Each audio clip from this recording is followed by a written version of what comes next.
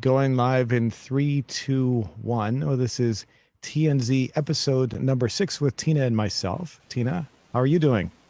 I'm doing good. How are Cool. you doing? I'm okay. I'm okay. How was the 4th of July? Did you do anything exciting? Yeah, my friends had an engagement party on the 3rd and it was a riot. It was so much fun. I was out of commission on the 4th though. I was exhausted. We did all of our fireworks on the 3rd, but we so in Cleveland there's a lot of fireworks by the stadium and by the water. So we decided forget that and we just cruised around Cleveland on the 4th, the night, and we always saw everybody doing their own shows, and it was so much fun. You said Cleveland. This is kind of off topic from the 4th of July, but did you ever watch the Drew Carey show? Um, a little bit. Because he was from Cleveland, and he had the very beginning of the show. One of his intro themes was "Cleveland Rocks." I don't know if you ever heard that song before. I have heard that. Yep, I didn't realize that it was from that show though. I don't know if it's from the show, but he definitely used it on the show. So Nice. I was just curious if I watched the show for a while, for about a year or so. I got into it, and then I kind of lost interest. I was just curious if you'd ever seen it, if it was accurate to Cleveland at all. Oh, a lot of people poke fun at Cleveland, but I like it a lot. It's a pretty good place. Okay. I for the 4th of July, for me, I just stayed at home and just didn't do anything. I was being boring and as usual. But I will say, years ago, my friend Trevor and I, he would go to in Virginia and West Virginia. It's illegal to own fireworks, certain kinds of fireworks that shoot into the air. You can have like regular like sparklers and fountains and things like that.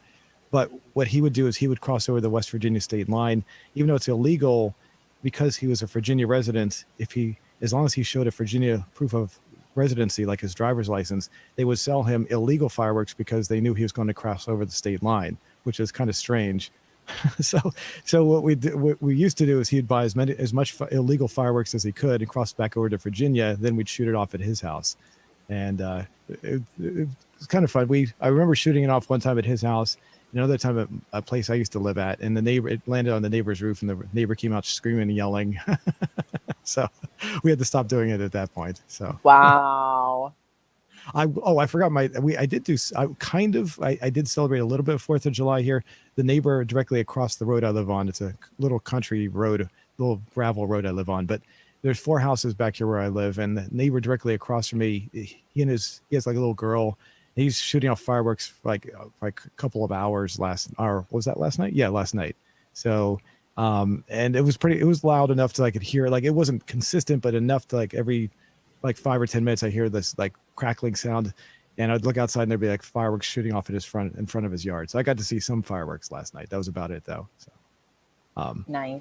other than that, it was just me just trying to catch up on the work I've been, behind on all the time. So Yep. Totally feel that. now let me see. Now we were trying to remember the question we asked 2 weeks ago. Did you remember what it was by chance? Who it was.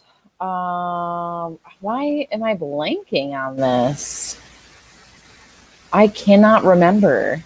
Wasn't that which was Oh no. yes, the liar, the pathological liar. Yes, because it was Oh yeah. um, There we go. the Yeah. Baron Fair enough. Munchausen. Yes. So we got out of was it 2,600 votes? Do you know someone who tells ridiculous fake stories or is a pathological liar? What's a story that you like to tell people that just don't understand? They just don't get it. And Yes.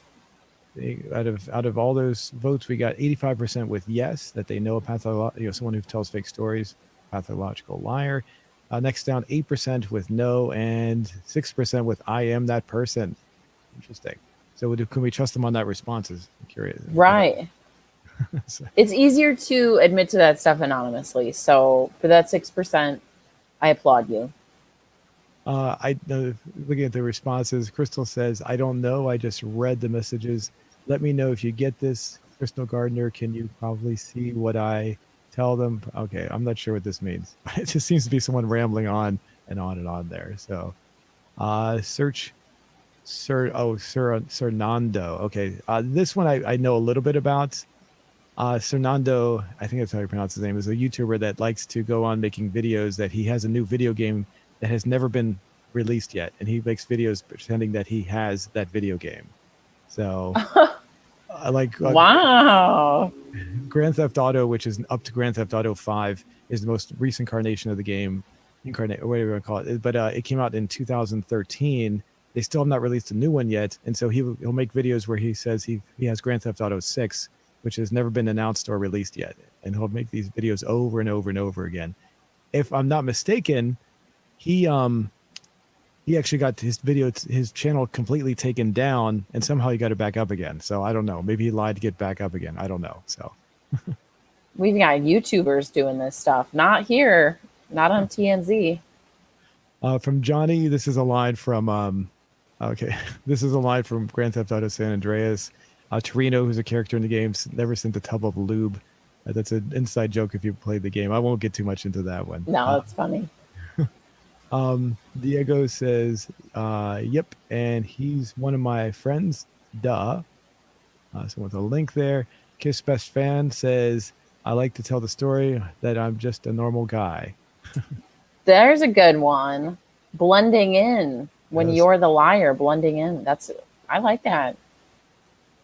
Brandon P says, I like to tell people that Big Smoke, who's from Grand Theft Auto San Andreas again, once ordered. Okay, this is another inside joke from the video game. In the game, he has this scene where he orders all these items of food at the drive-in. So he orders 2 number 9s, a number 9 large, a number 6 with extra dip, and so, yeah, that's so basically it's an inside joke for the game. You'd have to actually see the scene to understand that one. That's a true story. That's a true story. That's a true story. You are dedicated to replying to every okay, and something down here. So, anyway, I appreciate it, Brandon. actually, you know what? Let me see. I can show you real quick, just for the heck of it. Just real quick. I won't run the whole thing. What it looks like, so you can get what this is about. Yeah, here it is. I made this is actually an enhanced version of it. So to give you some context, they're pulling up to the drive-through, and they're getting some food, and they're about to place their order. So I'll jump ahead to where they actually place the order. And Please. Carl, what do you want? You gotta eat to keep your strength up, man. can you hear that? Yeah. Okay. Hey, I'll take a number 9, fat boy. Give me a number 9, just like his. Let me get a number 6 with extra dip. I'll have 9 number 9s, 9 number 45s, 1 with cheese, a number 6 with extra dip, a number 7, a number 9 large, 2 number 45s, 1 with cheese, a number 6 with extra dip, 2 number 45s, a number 7 with extra dip. Okay. I have to be honest. I actually modified this. The original order only took him about maybe 15 seconds. I actually made it so it goes 10 minutes long. He just does it over and over. It loops over and over and over again. That's So- hilarious. But now you get the idea as to what they were talking about. So, what is? All right, we can go back to the question here, and it's one of the. I guess it's become a meme of sorts, that whole order line. So if you ever hear that, you'll know where it comes from now. Yeah, for sure. All right, did you have a question you wanted to ask people for this week? Yes. So on the theme of our movie, Yes. So which our movie is defending your life from 1991 with Albert Brooks. I would say if you were to die, would you end up in heaven, hell, or limbo? Where would you go? Okay. Would you? Oh, how about we can would you like to just leave those in the responses? Where would you go if you're to Yeah. die, to go, and we can just put those in the responses instead. Yep. Okay. If you were to die, where would you go? Okay. Okay. So you want the first, like, heaven? Yeah. What was the other? I remember, did you say hell? I forgot. if you Yeah. said- Okay. I wasn't sure if you said hell. I remember you saying limbo. That's Or fine. limbo? Limbo. Um, let's see. I'm Going to Live Forever. Great. I think that's, Okay. yeah, like reincarnation. Okay. And for anybody else who, I don't know, people who don't believe in that, either any of that. Yeah. Yeah. What would Totally. you, what would you? What kind of response would you have for that? I would say they don't exist. Like those places don't exist. Okay. Those places don't exist. Okay, let me show you. If you were to die, where? I left it out again. I'm doing it again. You're supposed to catch me on that. If you I were was to, gonna get you. Would you go? where do you go? Thank you. Perfect. I'm doing what I do. I think I tell you what I used to do that with my students when I was teaching. I would hand out a test, and I would leave out certain words in the test. And the students would say, "There's something missing here in your test." And one of the students said out loud to me, he said, "What you're doing is you're reading the question in your head. You already know what it is, and you forget to type it out." So, okay. If you were to die, where would you go? Heaven, hell, limbo? I'm going to live forever. And oops, this place must. Yeah, this places Yep. don't exist. Cool. Does that look good? Yeah. Okay, here we go. All right, so we'll come back to that one. Let me get it up here. Right, so we can come back to that. Nice. Right there. All right, so let's bring this down here. So the movie for this week, as I mentioned, was Defending Your Life with Albert Brooks from 1991. So is this a movie you'd ever seen before? I had never seen this before. I had never heard of this movie before. Ah, it also stars Meryl Streep and with a large supporting part by Rip Torn. And I saw this movie when it was brand new in the theaters, and I was always surprised that it never really went anywhere. In fact, hardly anyone seems to know this movie even exists when I talk about it. As this is a favorite movie of mine. Also, I would say my mother likes this a lot. My other family members like it too, but I think my mother is probably the one that seems to like. She seems to live by it. So the whole idea of the movie is behind it is you're supposed to not be afraid, or basically how would you phrase that? Not to be. They mentioned bravery and moments of bravery, so conquering your fear, and in those situations where you would normally shy away or be scared, overcoming that and being assertive was basically their standard of like being good, or Right. yeah, I guess. Yeah. So and basically it was a moral. I guess you could say it's kind of, I don't know if moral is the right word, but my mother looks at it as more of an inspirational way of looking at life. I guess that's why my mother likes it so much. So how would you break? I mean, we can give it a final grade later on, but how would you initially? How did you feel about this movie? I guess is the best way to put it. So when I first saw the movie, it opened up in an office environment. And I have a personal philosophy of movies that take place, 90s movies that takes place in office settings, that I'm either going to love it or I'm going to hate it. I didn't hate or love this. I was in the middle with this. Oh, really? It was extremely 90s, which I don't have a problem with. But I just there's just something about, okay, so little of this movie takes place in an office setting, but I put so much personal emphasis on office settings that it just that was my whole first chunk of the movie, that I was like, oh, 90s culture. But I mean, the most important part of the movie is pretty much nothing involves the office setting, which is kind of just a personal hang up, I guess.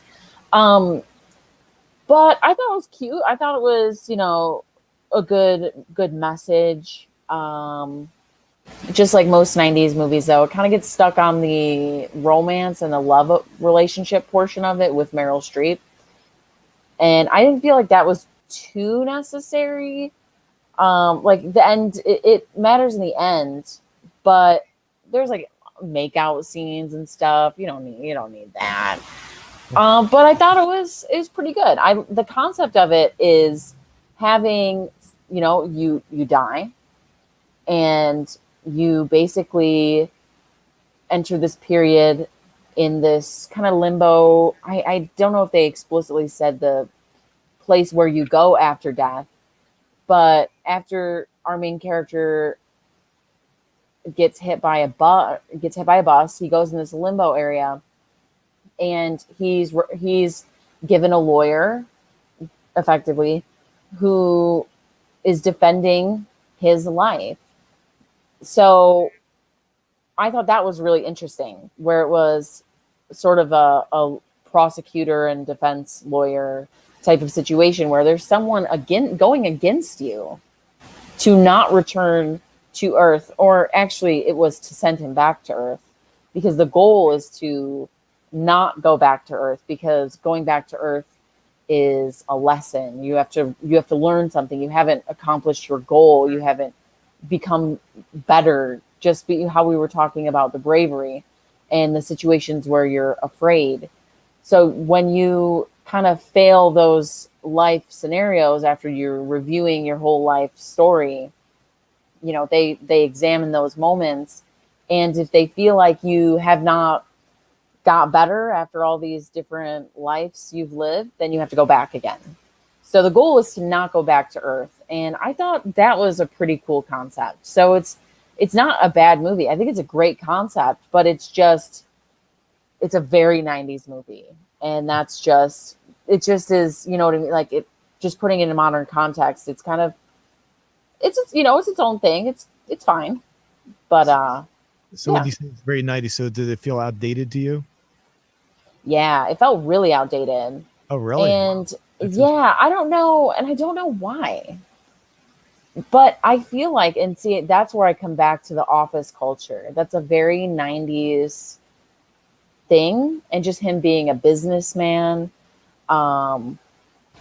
I was going through this for so long. Like, what's my issue with like office culture?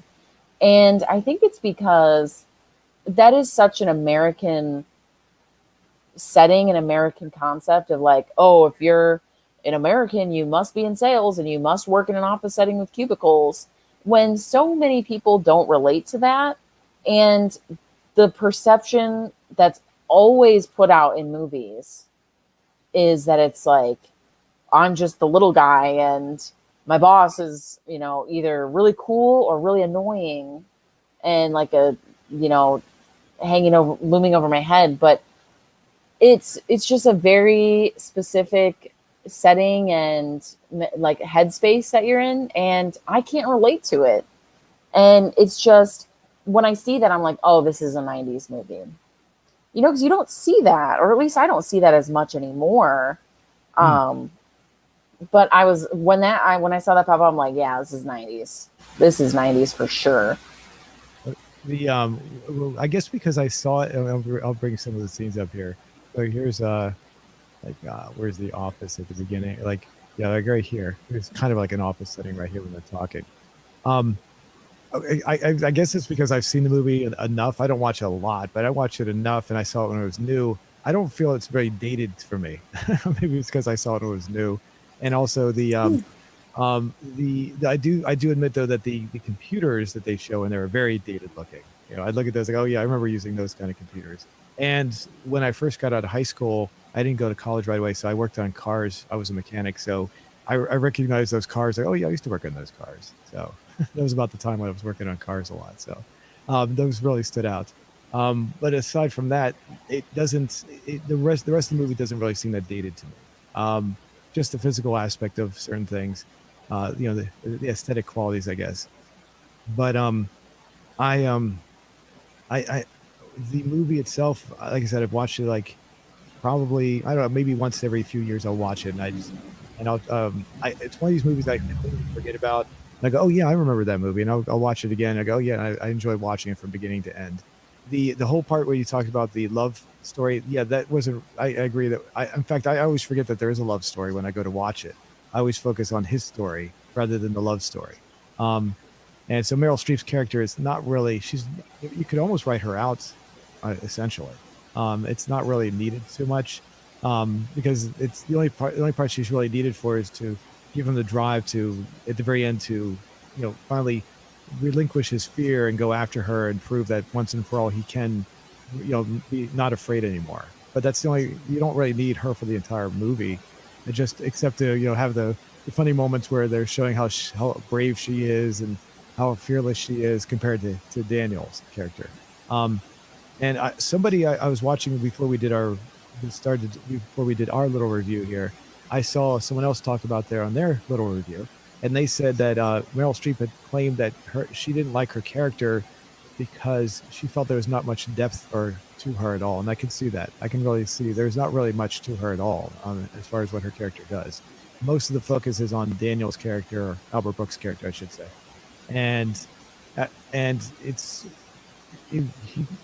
the love story is like any Hollywood movie or TV show. They fall in love within a day or so, and they're deeply in love with it by the end of the movie, which is completely unbelievable. But still, I guess you only have a short period of time for it to go through.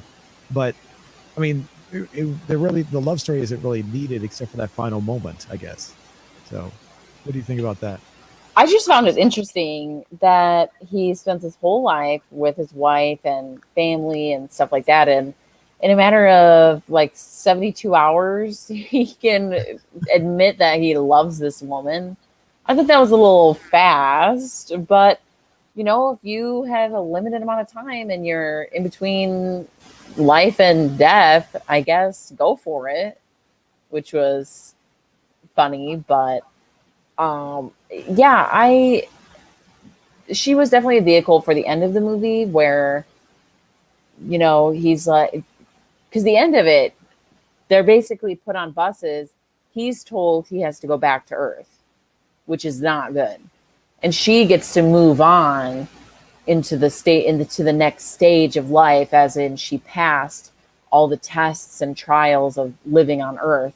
So she's moving on, and he obviously follows his love because he's admitted that he loves this woman.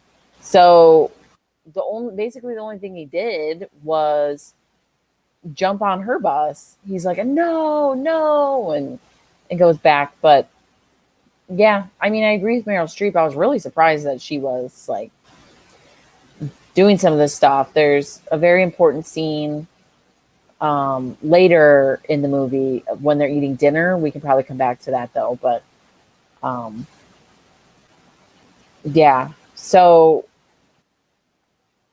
I thought it was, I thought the concept of like having to defend your life was pretty neat. I thought that was a good concept. Like this wasn't a bad movie. It just wasn't my kind of movie. But yeah. The one thing about the defending your life aspect is the whole idea is that you must conquer your fear in order to move on. There are a couple of technical flaws with the idea of that. Well, first is if you didn't learn enough, you go back, and they showed that they don't remember their past lives. So how are they learning anything if they're going back? So very true. Because when they go to the past lives pavilion to see their previous lives, and they didn't know any of that. So that shows right there they didn't know that they had any past lives. So how would they possibly learn anything? The other problem is the moral problem, I guess you could say. If someone's fearless, is not afraid of anything, but is an evil psychopathic killer and goes around killing people, does that mean they get to move on as well? Maybe in this world's logic. They stop him in the courtroom, and we didn't see the bailiff in there to cuff him. I would think like Adolf Hitler probably doesn't show much fear. And do you think he would be able to go through? I mean, we'll have to ask Rip Torn, a very young Rip Torn. Oh, I like how you brought Rip Torn up, because this is the first time I'd ever seen Rip Torn ever. So every time I see him later on, I always think of this movie. This is the movie I always think of as going first. Nice. I'm trying to remember. And later on, he always had like a mustache and a goatee, I think, as well, if I'm not mistaken. So I know he's in Men in Black. I can't remember anything else he's been in. That was my first time seeing him. Let's see. There we go. There's yeah, Rip Torn. There we go. As far as I'm trying to think. So I mean, you're saying it's the movie itself for you is just basically, I guess, just mediocre. So you wouldn't go watch it again, is what you're saying. No, no, I wouldn't. It's not, and that's not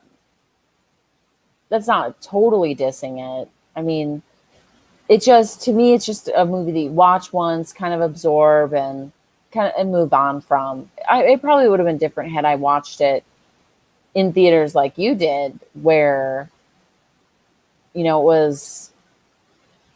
I don't know. I remember all the movies I see in theaters. It makes a huge difference to me, just because when you're watching it in a theater, it's more of an experience too, and it's far easier to put yourself in that situation, especially when in the movie it takes you from a chair. They swivel the chair around to the big screen, and he gets to literally rewatch as a movie certain moments of his life. So it would be maybe that was part of it too, even potentially, where I was maybe not fully invested and I wasn't kind of like letting that wall down kind of thing. That could be part of it. But yeah, I would say I mean, mediocre sounds harsh, but yeah. So have you ever seen any other Albert Brooks movies? Not that I can think of offhand. So okay, so were you familiar with Albert Brooks? I feel like I've heard his voice. I feel like I've definitely heard his voice before. So that's when I heard him talk, I was like, who is this guy? But then I looked it up, and I'm sorry. Is he in Finding Nemo? That I don't know. He was pretty. Albert Brooks was he was pretty well known. I think this was probably around what they refer to as his heyday, I would think. So during the 90s, he was more popular. I don't think he's very popular nowadays. That's why that's why I wasn't sure how when I just suggested this movie, you said you knew Meryl Streep and Rip Torn, but you didn't seem to know Albert Brooks. And I was kind of, I guess, it was kind of surprising to me because I know who he is, and I guess his popularity has dropped off for the past couple of decades. He used to be more popular than he was. So wow, he is the voice of Marlin in Finding Nemo, who is the dad. I knew I recognized his voice somewhere. Oh, really? Yeah. Okay. Wow. So yes, I guess I have seen. I've never seen movies where I've seen him, but I've definitely seen movies he's in. Okay. But interesting. Yeah, he was. I'm bringing up his list as well. I can go ahead and bring it up so we can look at this. Yeah, Albert Brooks was also. He was in a movie that was people who there are a lot of people I know because I used to work in I used to work at a news radio station, a big one, WTOP in DC. A lot of people will reference like Broadcast News, which was a movie that came out in '87. A lot of times, people on radio often reference this one. I've heard them talk about this as well. So, later on, he was in a movie. He's in a movie called The Scout, which I would recommend. I would say it's not a great movie. Oops, I clicked on the wrong one. But oops, where'd it go? Darn, it went back too far. The Scout, which was who's the actor that was in that one? I know his name off the top. Oh, Brendan Fraser was in that one. So it's kind of a goofy movie. It's not really like super great. It's you can see it's like a 5.4. If you didn't like Defending Your Life, you probably wouldn't like this one that much. But he plays a completely different character in this one. But it's like I said, this is when he was very popular. So he was able to get more movies made than he does nowadays. So, and I remember seeing this one in the theater. It was okay. So his movies are okay. I guess they take a certain kind of taste. That's probably why he kind of faded out and just became less popular over time. Did you see Shirley Maclaine? Did you get the Shirley Maclaine reference? If I did, no, I didn't. Shirley Maclaine was the woman when they first go to the Past Lives Pavilion, and she's the woman that appears. If I can bring it up here, we have the movies. I can bring it up. Was she the older woman? She was No. when they first appeared at Past Lives Pavilion. There you go. It's the woman that we introduced. She introduced that her. There she is, right there. Shirley Okay. Okay. So Shirley Maclaine she's an actress. She's well known for doing spiritual things. So it was like a cameo of sorts, like a comedic cameo appearance of her. Basically, it's like, and that's when everyone sees her, they go, "Oh my God!" They like react because they're like, "Oh my God!" All the things. Basically, they're like saying all the things she said are actually true. So she was actually being, She was actually being. They were like astounded that she was actually here in the Past Lives Pavilion. So it was like it's an inside joke. It's one of those things. It's very. I guess it would be very dated. You'd probably have to have grown up or lived in that era more to see her more to really get the joke there. So. It's unfortunate when you see movies like that, but you're not from that or TV show, and there's a joke in there you don't get it goes way, and you're like, I've had that happen to me where I'm like, it's something from the past, and I have no idea, and someone has to explain the joke, and I go, oh, okay, well, it is funny if you understand what it means. So, Yeah. the other person that was in there, and I didn't get this one right away, was when he was being defended, and his lawyer was switched with another lawyer. Do you remember that? Yes. Yeah. And, where is I can find him here? That's another cameo appearance. There he is right there. He's had him there. This right here is if I can find him. I just had it. Oh, where is he? Oh well, I've let this play. I'm gonna get a copyright. There he is. I keep on doing. Anyway, there he is. Finally got him. Okay. His name is Buck Henry. So Buck Henry, that's the actor's name. He's actually more of a writer than an actor. He was well known for doing comedy shows during the 60s and the 70s and into the 80s. So one of the shows I know of him that was very popular was Get Smart. From do you remember that show with the spy, the comedy? There's a parody about spies and everything. Don Adams played Smart, and then he had Agent 99, who eventually became his love interest in the show. He's one of the head writers for that show, to give you an example. So it basically is just a small cameo appearance, and when you understand who it is, it's just an older comedian allowing Albert Brooks, who was very popular at the time, allowing an older comedian to come on and have a small role in his movie. That's all it was. So Nice. it's not and his role in the movie is, I'm not sure, because he doesn't really do anything. In fact, he doesn't do anything at all. So I don't know if there's some sort of inside joke with that, because if there is, I'm not getting that one. So Worst lawyer ever. and the whole thing with their brains, how they use a certain percentage of their brains. I thought that was funny. I don't know if that comes from the myth. Like you've probably heard this. I remember when I was a kid, I was told that like people only use like 10% of their brains, and if we utilize the whole 100% of our brains, we'd be able to do a lot more. And of course, that's all myth. We all use 100% of our brains. So I wasn't sure if that was based on that myth or if that was just something they were doing as a joke throughout the movie, but it was still pretty funny. So. Well, one thing they said was if people on Earth used any more of their brains, they would not want to be on Earth, which Right. I thought was a pretty good comment. I mean, I was like, okay, that makes sense. Like in this whole world that makes no sense, I was like, that makes sense. Like, I was like, this is a little believable now. The scene that came up here, I will say he threw these little slapstick scenes in here. I was probably laughing out loud, probably really, really hard for these little jokes. I mean, maybe it's because Albert Brooks has a similar sense of humor as to what I like, but I just thought those little scenes he threw in there were really funny. I do remember my dad and I seeing this. We were probably both laughing out loud pretty hard with these. So Yeah, I thought the life scenes that he went through, I thought those were great. And it really made me feel like I was actually watching someone's life. You know what I mean? Like there was one of those where he fell down a ski slope and he was just rolling and rolling and rolling. I thought that was hilarious. I definitely liked seeing those moments too. mm-hmm. This scene right here, I wanted to stop at this one because I wanted to ask you how you felt about this scene. This scene in in the movie made no sense to me at all.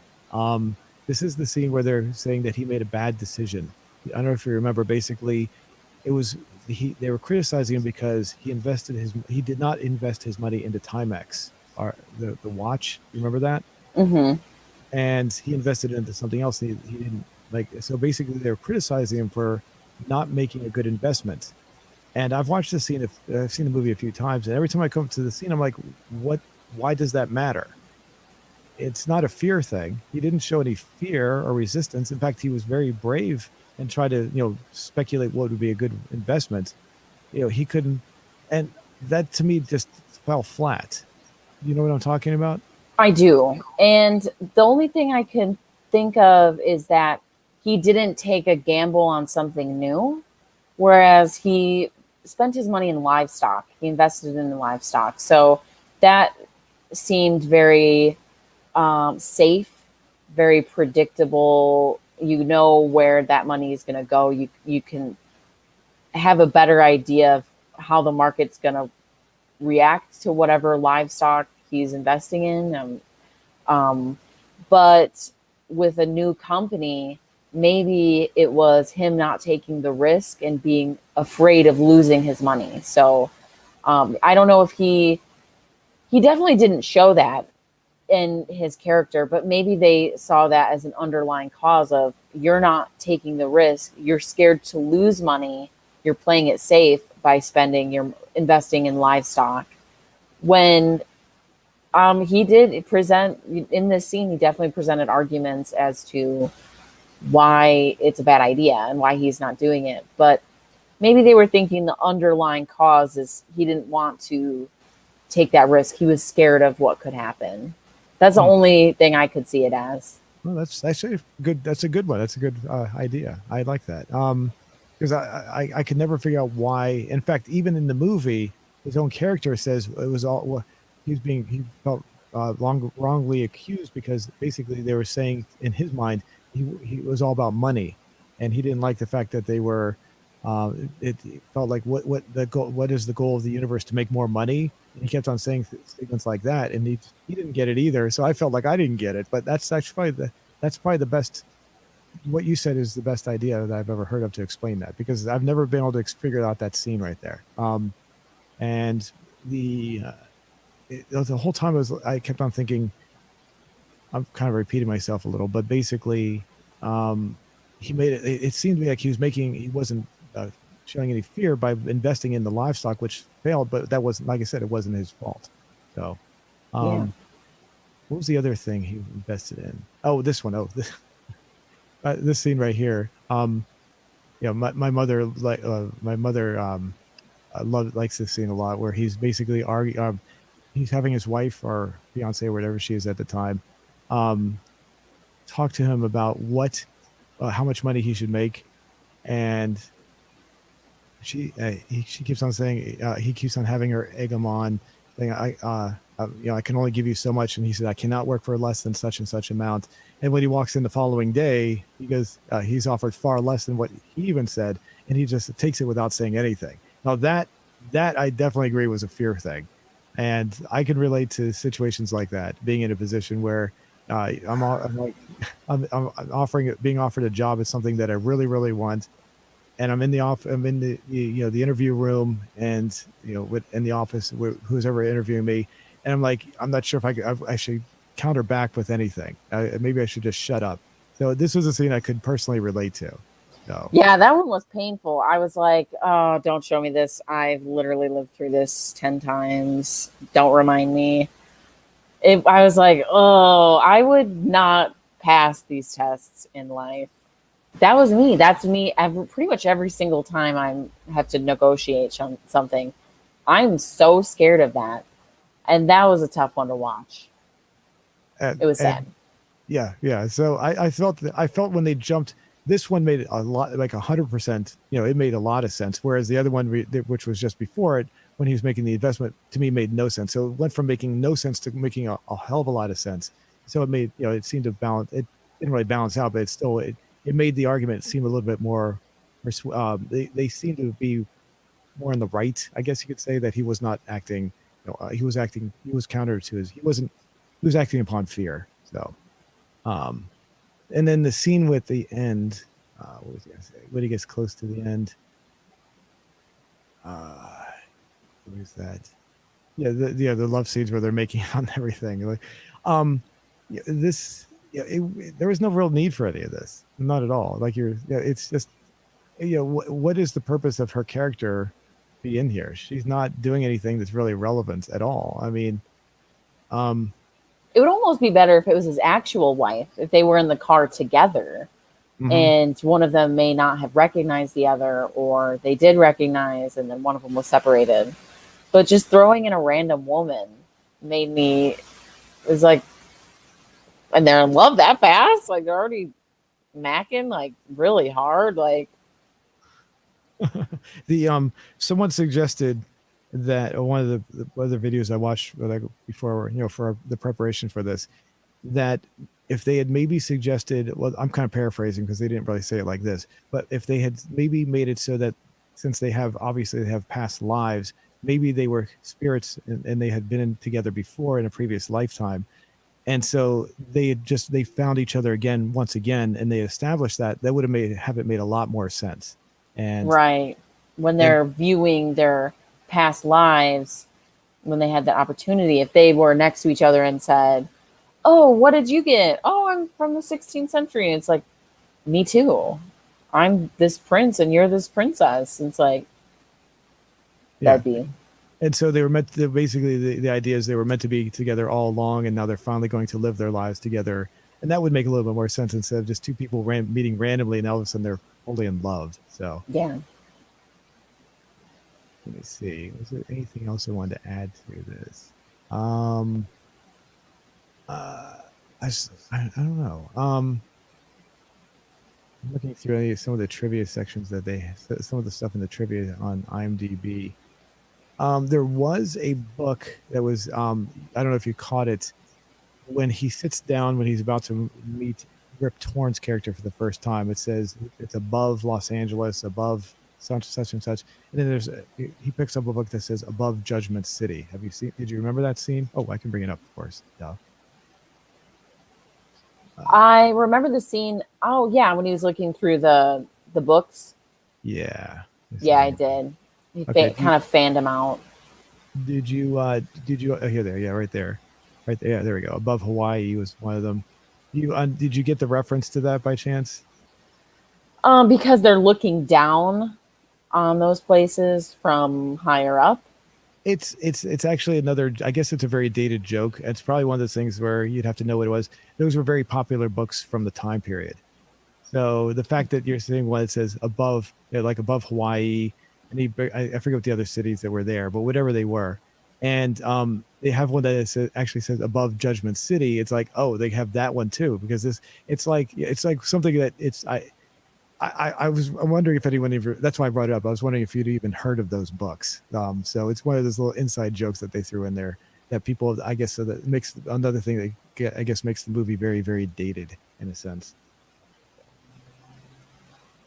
Let's see.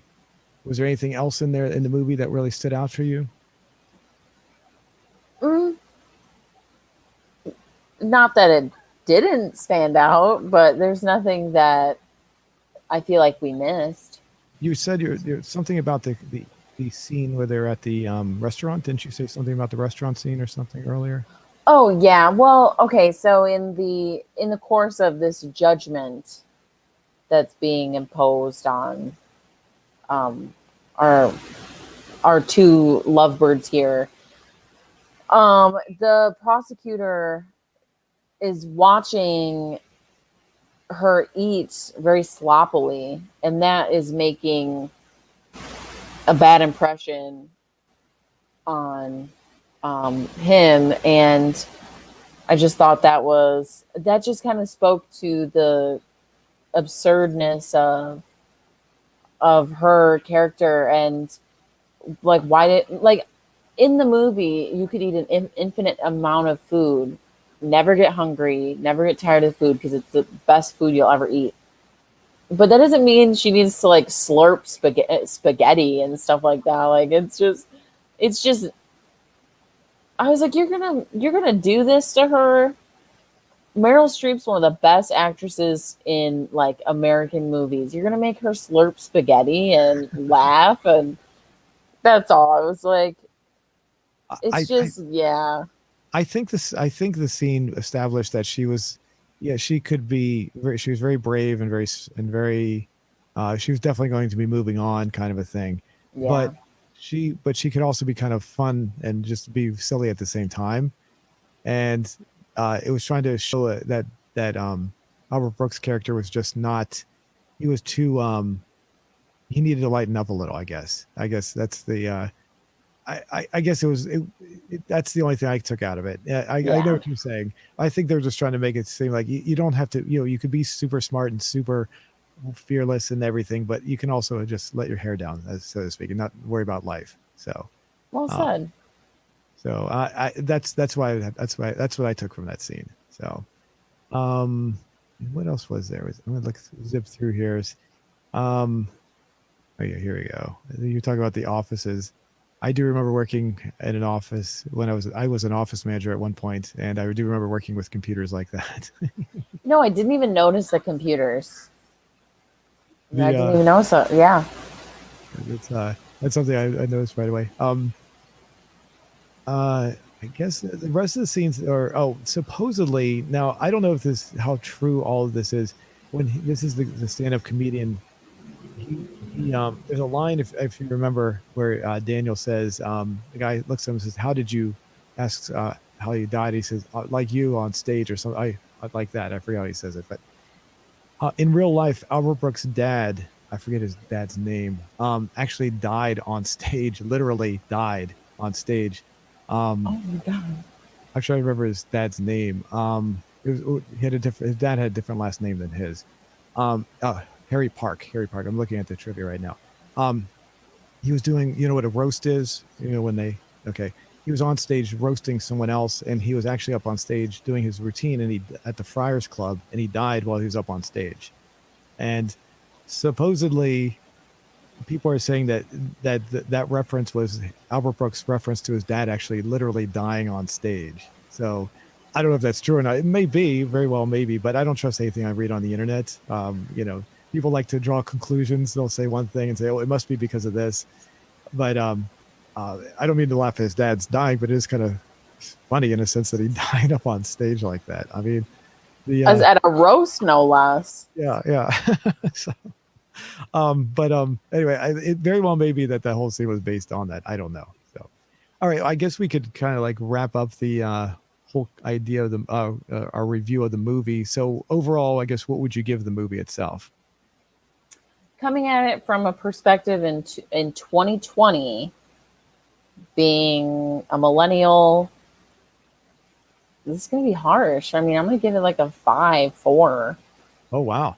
Well, pretty harsh there. 5, okay, so 5, but see, I have a very strong, strict movie rating system.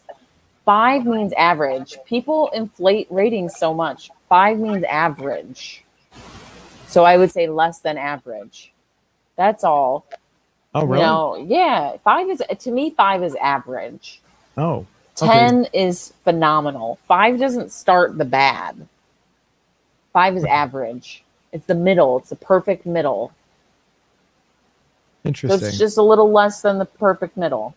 See, whenever I hear a rating system that's based on something out of 10, I usually equate it to like the grade system when you're at school, like a 5 out of 10 would be like getting a 50 or an F. So when I hear 5, I automatically assume that means it's really bad. So not with me.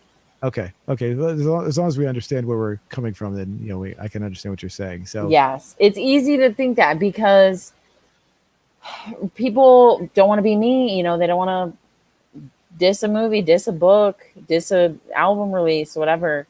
5 is average. I don't do school book grading. 5 is average. 5 out of 10. That's half. In the middle. It's in the perfect middle. It's a little a little less than the perfect middle. Okay. I'd go with a little higher. I'd probably say at least like maybe an 8. So I'd put it up there. I'd put it pretty high, higher than I wouldn't put it definitely not my favorite movie of all time, but it's definitely something I can enjoy and go back to and watch. And I do find it funny that you and the other people that I've watched who watched it for the first time definitely saw it being really outdated. And for some reason, I don't really see it being that dated looking to me. I guess it's because like I said, I watched it when it was brand new, and it's, it's I guess if you see something brand over and over again, you just don't see the day. It doesn't grow old on you. You just keep on seeing it like it's like you did the first time. So Definitely. I've seen some 2000s movies recently, and their clothes, their outfits look completely normal. And then I see things online like memes and things where, I mean, you lived through the 2000s. You know how wacky all these layers and stuff. And I see people making fun of that. It's like, wait a minute, that was me. That's my life. Like I've lived that, and that's like not. That hasn't got like whoa. Or like that's not old. That's not old. That's how I feel. So I relate to that. I understand. So I'm just curious, what exactly made it dated for you? Could you? I mean, obviously there's dated jokes in there that you wouldn't get unless you were like growing up in that era, or from that era. What would you say made it dated? I'm just curious. It seemed really slow, and opened up with a very specific scene that is reminiscent of 90s movies, just the office setting, and that really set it into motion. I will say that the open really set it into motion with the 90s stuff. But it just, I mean, adding the unnecessary romance scenes, I feel like that's a very 90s thing. But not to say that there isn't unnecessary romance in today's movies, because there is, but it's just presented differently. You know, we don't need to watch people making out on the couch and all these like noises, you know. That's just a 90s thing, I feel like. I mean, today it's way more intense, so I'm not saying it's not there, but it is very polite making out, and it's like this is 90s. This is so 90s. Can you give me an example? I'm just curious. Can you give me an example of another one that does that? Oh man, I didn't mean to put you on the spot. No, I'm trying to think. I'm not off the cuff, but it's just very, I don't know. It's just the slowness, like it's just the attitude, I guess. I can't give you one offhand, but when I do, I'll let you know. Okay. There was one other person I wanted to add that was in this movie that was kind of well known, but she was probably on her becoming less popular. Just like Albert Brooks, she was less popular. That was Lee Grant. She was the prosecuting attorney. So, or if you can call her that. She was well known for a lot of stuff that she did back in the, I think a lot earlier though. I was talking like back to the 60s and 70s. So, I don't know too many things that she was in, but I do remember she was more of a household name, so to speak, back in the time. So nowadays, I recognize her. Oh, sorry. I recognize her from Mulholland Drive. Oh, really? Okay. What is that, a new movie? That's a new one, right? Yeah. Okay. Yeah, I thought. Is that Oh no, it's not a new movie. Oh, never 2000s. Mind. It's 20 years old. That's not really new. So. There you go. 2000s. Was that a good movie? Yeah, it was. Very good movie. Was that something you would recommend as well? You wouldn't recommend this one, but would you recommend this one, or Mulholland Drive? How you said yes, but how? In what way? I guess. It's a really surreal movie. It's kind of like a mystery. It's a David Lynch movie. So if you've seen his stuff, right? I'm not sure. I'm have to look at his list. Have you ever seen Twin Peaks? No, I tried to watch it. I just couldn't get into it. Yeah, it's a pretty surrealish mystery. It's like, see, I don't want to say like artsy, but it's like it's just not very traditional in the normal big box movie type of movie. It's kind of like a mystery too. So it's these little like vignettes, I guess, where you follow this woman and she's like has a car accident, and it's just kind of following this car accident, like her life and like the mysteries that happen after. If you didn't like Twin Peaks, you might not like this, but let me cut you off there. I tried to watch the first episode and I just got a little bored with it, so I didn't really give it a fair chance. So I wouldn't say I don't like it. I just got a little bored with the first episode. So it may very well be something I'd like, but my attention span is really bad, especially over the past 10 years. If it's something that doesn't catch my interest within the first 20 minutes, I tend to switch off pretty quickly. So I feel that. Yeah. I mean, it's worth giving a shot. Mulholland Drive and Twin Peaks is like very revived now. All my friends love it. They love Twin Peaks. My dad was a huge fan of Twin Peaks when it was out. So really, yeah. So, is the show itself overall was how long would you recommend it overall? It sounds like you would, I guess. So. Yeah, I would. It's just David Lynch is a weird guy. I mean, intentionally, that's just his art and how he expresses himself. But I think it's pretty good. It's not my favorite, but it was Twin Peaks was compared to something more modern.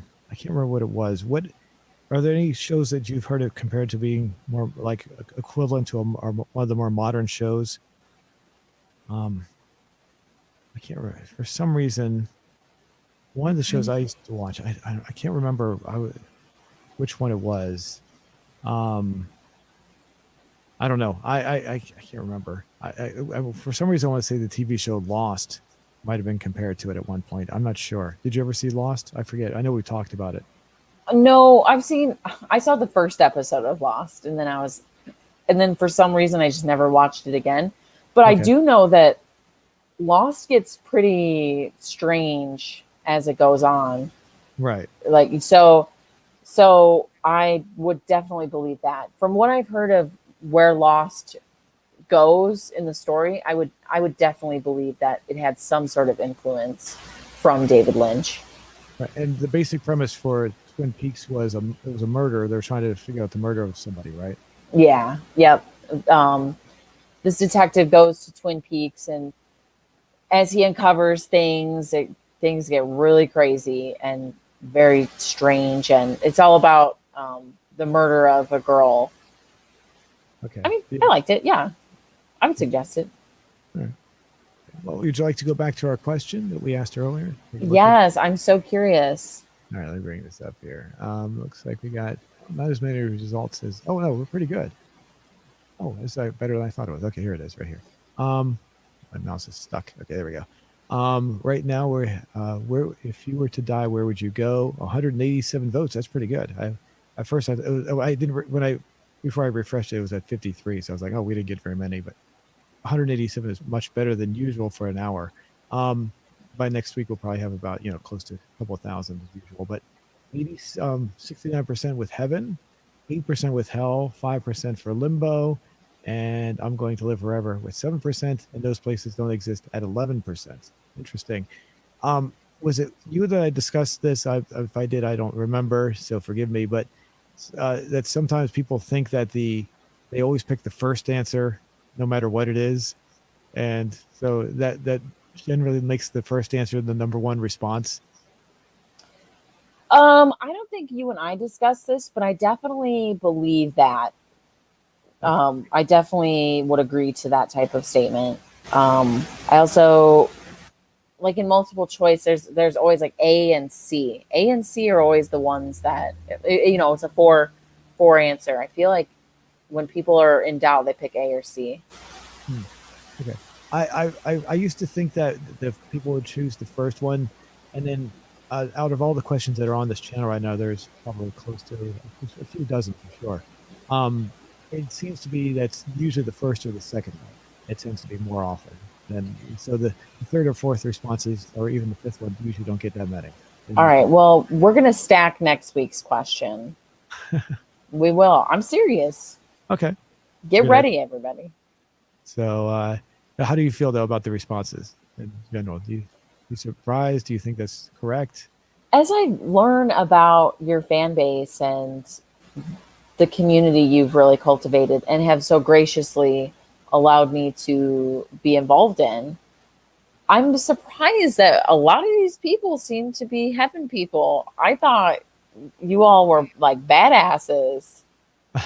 And, like you all love crashing cars and shooting people and that kind of stuff from GTA. I thought everybody would be like, yeah, I'm a badass. Yeah, I'm CJ. Is CJ going to heaven? Yeah, if there was a real heaven or a real hell, yeah, I don't think he'd go to heaven. No, in fact, I don't think any of the characters in Grand Theft Auto would go to heaven. That's what I'm saying. So it's just a joke, though. But it is surprising. Mhm. People seem to be. We've got very few murderers here. It looks like. Well, I think that's a good thing there. Let's look at the responses we got here. Let me put them in the newest to oldest order. Wherever they got free ice cream. I'm fine with that. I'm fine with that. Sandeep says heaven. Who wants to go to hell too? With who wants to go to hell too? Okay, I can read that one. Corn Pop has it right. Some of y'all be lying. Thank you, Corn Pop. Needed to be said. And then finally, Nico, is that Nico? Says atheists be like, those places don't exist. I mean, it's true, depending on, your beliefs. Like, I will say that I getting back to the movie, and when I was younger, I used to believe in certain things. I'm not saying I believe in these things anymore, but I did think that if you were to die and somehow go off into some sort of afterlife, if you had to sit through and live your life all over again, similar to what was going on in this movie, where you had to examine certain things. But my interpretation was, what if you had to go through and live through your entire life all over again, like watching it as a movie, similar to this, but not just segments, but the entire thing all over again. So you'd have to live there and sit through the whole thing all over again, from beginning to end, just to in a sense evaluate yourself. And I used to think that before I actually saw this movie. So that was something I thought of when I was a little kid. So this hit a very special place in your mind and heart then. Not because of that. No. Okay. That was just a coincidence. That was just one of those interesting coincidences. I liked it because I guess Albert Brooks has a similar kind of humor as to what I like. He's funny. I do like his some of the other things he's done, and the story itself was it's kind of artificial in some ways because the love is so silly, but it's still kind of fun to watch. It just has that fun, and the whole fear aspect. Because my mother I told you my mother really likes this movie because of that. And I think I like that as well. It does have this slightly inspirational idea to just don't be afraid of anything. So, that has a very positive aspect about it. Just don't let the fear intimidate you or hold you back, because if you get rid of fear, you'll get to live life in a more better way, a more positive way. And I always thought that was a very good message. So that's probably why I like it in that way, even though it's a lot more to life than that. But it still has that nice message, and that's what rings with me. So. Nice. Yeah, that's good takeaways from this. Alrighty. Well, I guess we can go and wrap everything up. I'll flash this one more time. 213, and we're still about the same. So, all right, we'll come back next week with another review or another show of some kind. And thanks for everyone. Are we gonna leave the movie a secret? Did you have one? Did you have one? I don't know. Did we have one in mind? Did we discuss one? Oh, well, we did. We did. Oh, that's right. Yeah. In fact, I downloaded that. Yeah. Go ahead. Death to Smoochie. Next week's movie, Death to Smoochie, which is, I'm so looking forward to this. I have never seen it, and I've always wanted to. I can't wait. Death to Smoochie. This is one you cannot miss. Lucky number 7, TNZ, be here for Death to Smoochie. Yes, and then I have not seen this movie since it first came out. I've only seen it once. In Oh, fact, yes. so it'll be basically like me seeing it for the first time all over again. In fact, when you and I were talking off camera, you brought up the fact that Robin Williams was in that. And I was like, oh yeah, I completely forgot he's in that one. That's how much I forgot about the movie. So, yeah, okay, so it'll be like basically for us, it'll be like a first time for both of us. Yes. So, yep. So be here next week for Death to Smoochie. All right. Thanks, everyone.